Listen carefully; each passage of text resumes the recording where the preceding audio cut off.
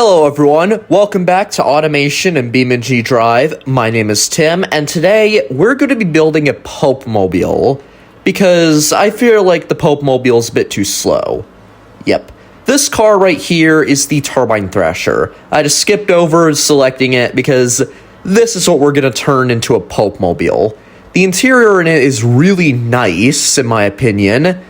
I'm very proud of it. It has interior courtesy lights, so you can see the footwells. It has interior lights in general, which is something I almost never put in my cars.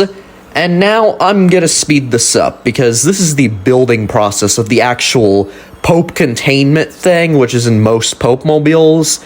It's basically like a box with glass windows on all sides, or something like that. Or a plexiglass shield.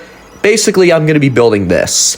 I was going to use like a Hobbit house-style door in the front, but then I decided no. I'm instead just going to use a traditional door built into the back wall, which isn't going to be transparent.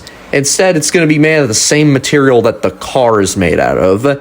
Let's put an Italian flag on here because I don't have a Vatican flag. I skipped forward a little bit because painting this car was kind of boring, and yeah, I'm just gradually painting some things black in order to make it look more like an actual Turbine Thrasher, not like a Happy Meal toy. This thing right here, we're going to give it a yellow roof right here, or we're going to make it glass. I'm not entirely sure. We're going to write Pulp Mobile all over it so everyone on Earth knows what this thing is. Okay, for license plate, I don't know if we're actually going to have a license plate, to be honest. Okay, I'm going to do a Swiss flag because, well, the Swiss Guard are the people who protect the Pope. I'm going to paint the wheels a goofy color with purple lug nuts because Swiss Guard. I was going to give the Pope a plastic chair, but no, he's going to get a chair straight from the normal Turbine Thrasher. He's going to get his own speedometer. And now, let's test this thing on the racetrack right here to see how automation thinks this thing will function. Because that flashing warning in the corner, that's because this thing apparently flips over. Okay, how will this thing do? I'm just going to let you watch and enjoy.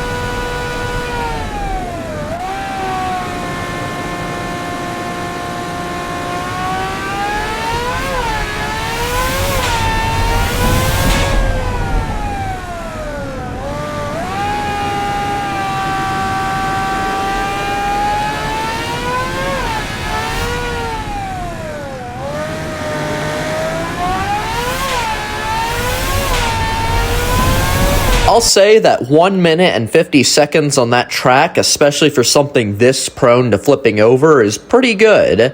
And now, well, it's pretty much complete. Is it pretty? No. Is it cool? Yes. And now, I think that we should take it to BeamNG Drive. But, yeah, it is like a 13,000 pound towing capacity, makes more downforce, and allegedly has a top speed of 328. I don't think it goes that fast. So, let's just go to BeamNG Drive. We're currently in BeamNG Drive, and this is the car that the Pope Mobile was inspired by. Let me just show you how dangerous this thing is. Normally,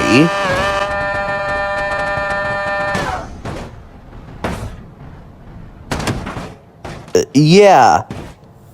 That is the donor car. Now let's go to that little track back there. This is the Pope Mobile and a random vehicle I could find on Modland, and let me just say something. What in the name of the U.S. Constitution is this thing? We have Hatsune Miku, 2 F-16 fighter jets, a supercharger sticking out of the hood. Actually, no, it looks like 4 of them, 2 of them stacked on each other. We have some beer in the back, bullets and ammunition, because, let me say this, this vehicle was also made by Grog TV, in a bet to make the most American car possible, and I think they succeeded. The only thing they did not do is lift the truck. This thing needs to be lifted in order to be the most American thing ever. That's what I'm gonna say. And I love how it just says, God bless America on the side of it. But yeah, if we ever get a Pope from the United States, this is gonna be the Pope Mobile. Yeah.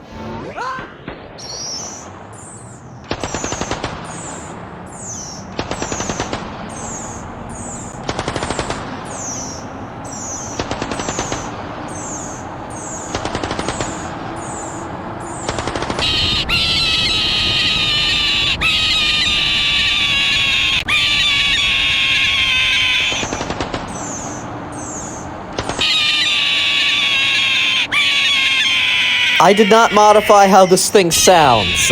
I don't even know how to modify how cars sound in this game. Like, I don't even know how to give them custom exhaust sounds, but this is awesome. Definitely the most stereotypical American thing I can think of, and I like it. Thing is, if we ever have a Pope from the United States, this is probably going to be the Pope Mobile. Instead of that glass barrier, we're just gonna have 2 F-16s driving right behind it at all times to protect the Pope. That's what we're gonna have. And now, I think that we should just test our normal Turbine Thrasher Pope Mobile, because this thing is kind of normal in comparison. And let's go. Okay. Considering how fast this thing accelerates, I'm fairly certain that, I'm fairly certain the Pope would not enjoy that. Now, we're gonna go to Atlantis, because I think that would be a pretty fun vacation. Oh my. How lame, they didn't even put Atlantis down here. 0 out of 10, I don't like this map anymore. No Atlantis. We're back on the surface with our truck, our American truck, and I did not even tell you what it's called. It's called the Dodge F4000 Super Bacon. Yes, that's what it's called. And you know what? I kind of want to just do something. It's something involving the AI following setting, which is probably one of my favorite game settings in the whole game, because it allows me to have cars drive down roads without me doing anything. It allows me to just see how well the AI of BeamNG Drive can handle my cars, and it handles pretty good. So we're gonna do this for my car and, well, the other car. Whoa! Okay, this thing, I forgot, tips over pretty easily because, well, obviously it tips over pretty easily. The other Turbine Thrasher, you have to, like, drift in it. Like, you have to, like, do a sharp, aggressive turn at, like, a couple 100 miles per hour to get that thing to flip. This thing, you could do that at, like, 50, and this thing would flip. And, okay. Yeah. I like how the, Pope has his own, like, speedometer. Oh. That was a nice 360 side flip we just did. And, oh no, oh my. I want to get away from that thing. Its slow, distorted U.S. Star Spangled Banner anthem exhaust is scaring me. I want to get away from it. Oh my goodness. I just want to get away from it. I think it's following me. Okay, I'm just checking. Is it? Yes, it is. It's following me. It is actually getting closer. I have to get away from it. So I'm going to cut forward to where I'm nice and far away. I'm safe and sound and far away. I'm finally away from that just abomination truck. Or the American Pope Mobile. I am finally away from it, and why aren't they here? Like, they should be following me, but Did something happen to them?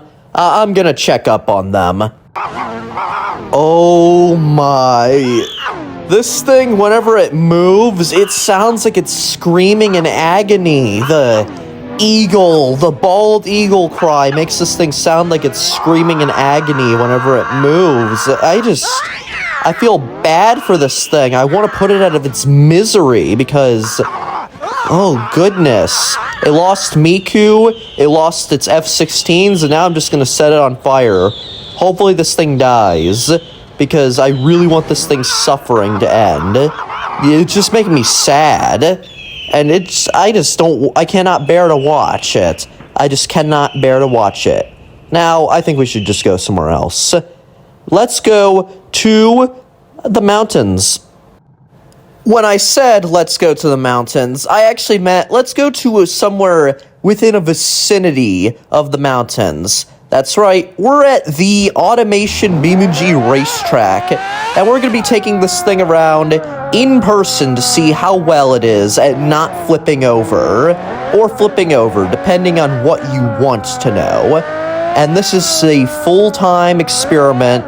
We're doing this at just normal speed, and yeah, this thing's pretty fast and all. I don't want to floor it or anything. That's why I'm not going like 200 or anything like that. So yeah, oh, this corner's just gonna... Yeah, that was not a good corner, but hey, we did another flip and managed to get back on our wheels. And okay, I think that... Oh, we could take that little path wherever it goes. Okay, yeah, now that I think about it, this path was not a very good idea because there's those guardrails. So, let's just go through the trees. We finally made it through, and now let's go back to the actual track and just continue testing this thing and how well it handles, because thing is, you're carrying a living figure, a living political religious figure. You want them to be safe, and you want your vehicle to have a good lap time so you can escape in a reasonable amount of time. Like, I don't know, like if you're in the city of Pompeii for a religious meeting and Mount Vesuvius decides to get angry, you need a quick way to escape. So yeah, this thing right here would be good for that. And okay, we're on two wheels, that's not good. Okay, we just need to make sure this thing doesn't flip over, and I'm fairly certain we'll be good. And let me say this, the top part has absolutely no sound insulation. So yeah, the Pope will probably be deaf after riding in this thing for only a few minutes. And yeah, I think I can definitely say that's true. Meanwhile, the people in the normal cabin, they're perfectly fine. They are not going to be deaf. Their hearing is just perfect because they have sound insulation. Meanwhile, not for the Pope, not for whoever's up in the top. Like, it's a cool seat and all, but it's just a terrible seat for noise. It's probably like the loudest seat ever for any normal car. Like, I think it would actually be quieter just to be outside the vehicle, since you're not in a box where the sound echoes. And yeah, we made it around the track in a decent amount of time. Now, let's head to the actual mountains. And we managed to flip back on our wheels. Nice. The American car is at the top of the mountain, and we're at the bottom of it.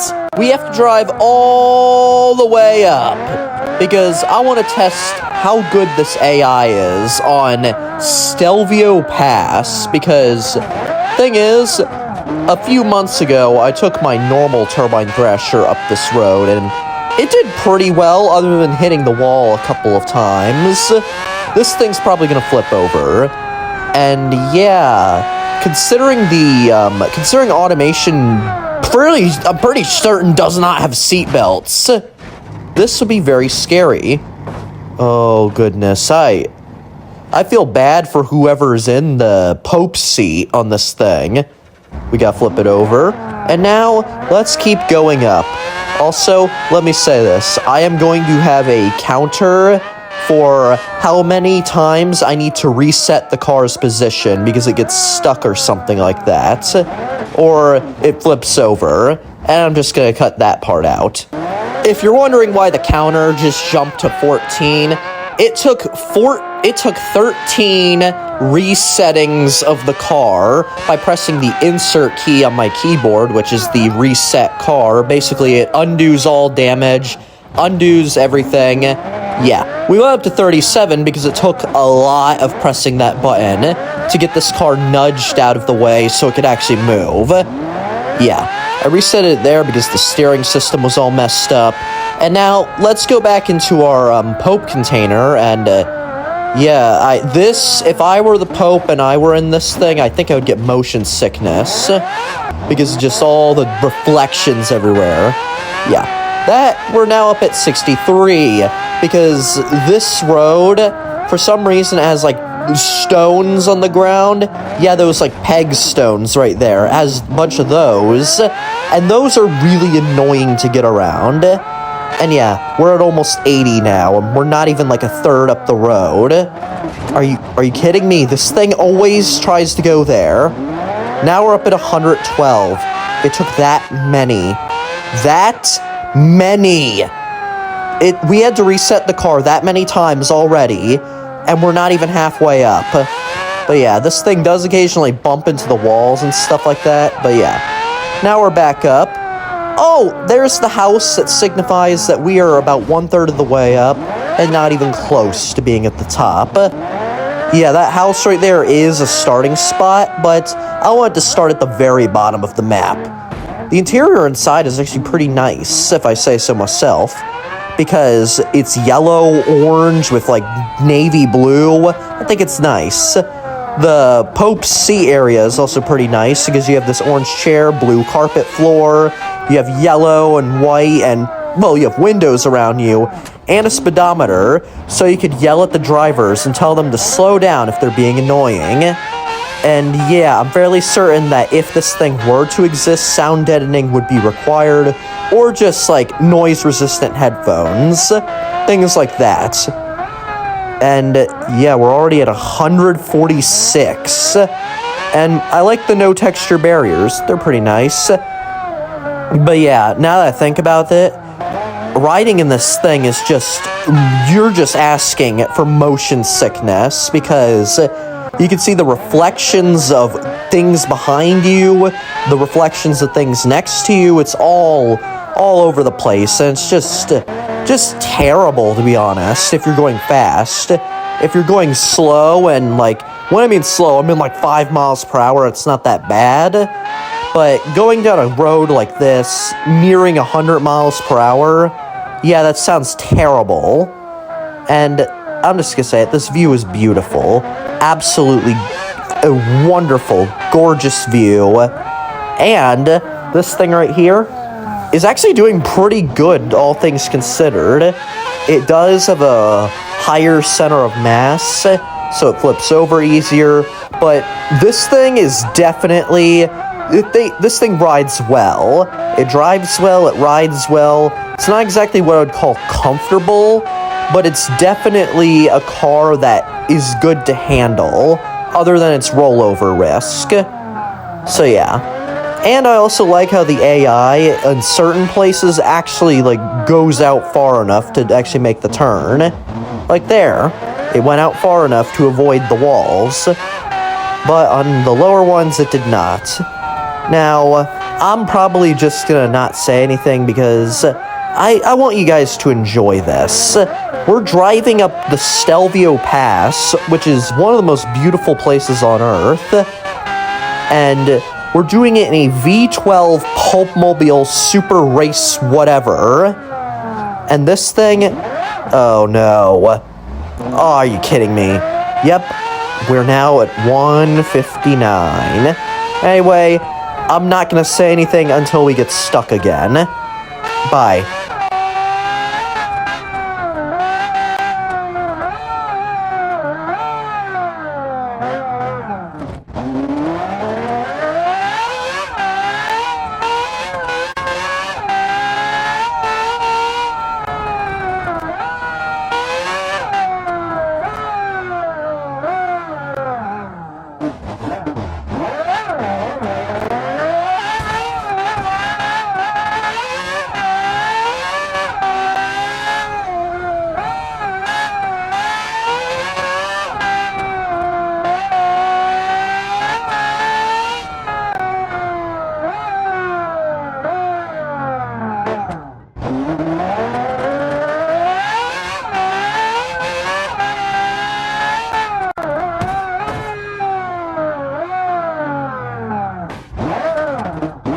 We got stuck once more, this time bringing our reset position counter up to 183, which is getting really close to 200, and we might get stuck one more time, I'm not sure.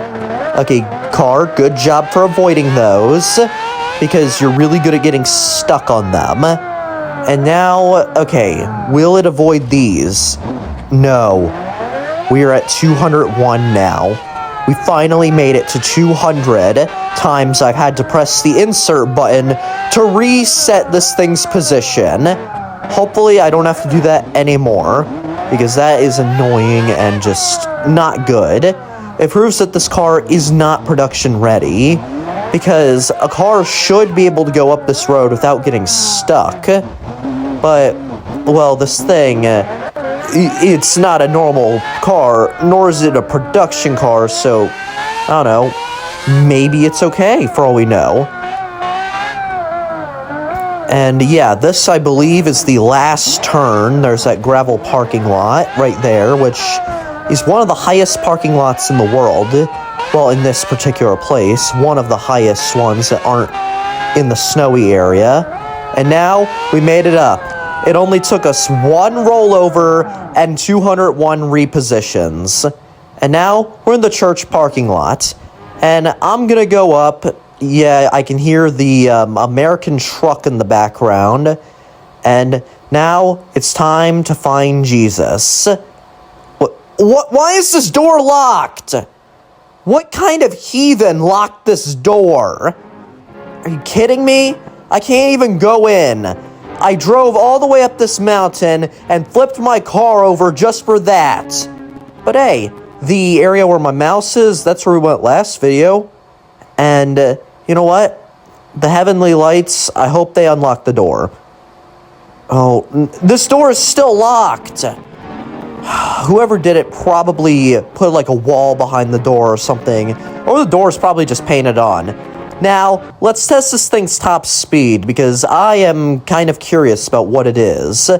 I'm assuming that this thing can go over 300 miles per hour, but not as fast as the normal turbine thrasher. So, we'll have it run away. Bye, Pope Mobile. Now we're gonna stay with the Pope Mobile. And this time, we're gonna look around it and just examine what makes it cool. Yeah, this thing up here, when you're at high speeds, this thing has absolutely zero sound deadening and is just probably the loudest part of the entire car. Because, as I said, all that noise echoes in here. We're at 302 miles per hour, 303. Can we reach 304? Yes, we can. Now I have another question. Can we reach 305? Well, let's see. Yes, we can. We can reach 305, and we're doing pretty good so far. I don't know if we can get to 306. That's okay if we can't. And now, let's go back to the other car. This one right here, about 234, no, 334. And so far, we're actually doing pretty good. We're not going our absolute top speed, but yeah, this thing is basically dragging on the ground.